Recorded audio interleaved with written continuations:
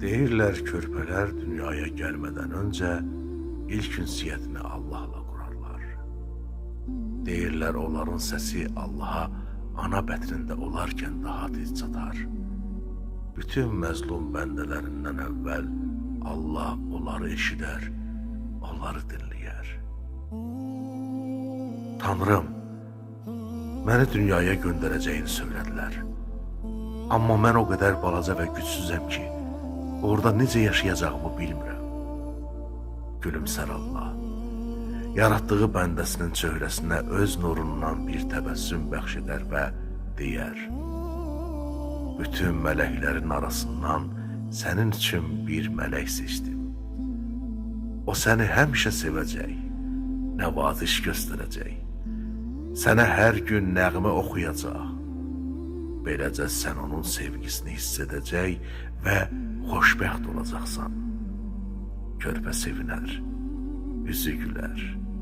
Yaxşı, insanların dillərini bilmədən bəs mən onları necə başa düşəcəm? Mələyin sənə eşidə və duya biləcəyin ən gözəl, ən şirin sözləri söyləyəcək. O sevgi ilə sənə danışmaq öyrədəcək. Körpə qeybdən gələn səsdən daha da xoşbəxt olar. Yaxşı Tanrım, bəs səninlə danışmaq istəsəm neyniyəcəm? O sənə əllərini açaraq mənə dua etməyi öyrədəcək. Körpə dərhal ovuzlarını açar, həlim bir nəfəs duyar bütün vücudunda və birdən həyəcanla soruşar: Allahım, deyirlər dünyada pis adamlar da var, bəs məni kim qoruyacaq? Mələyin, əlbəttə ki mələyin, o səni öz həyatı bahasına da olsa qoruyacaq.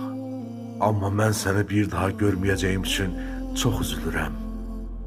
Mələyin sənə həmişə məndən bəhs edəcək. Sənə mənə yaxın olmanın yollarını öyrədəcək. O zaman cənnətə bir səssizlik çökər və dünyanın səsləri cənnətə qədər gəlib çatar.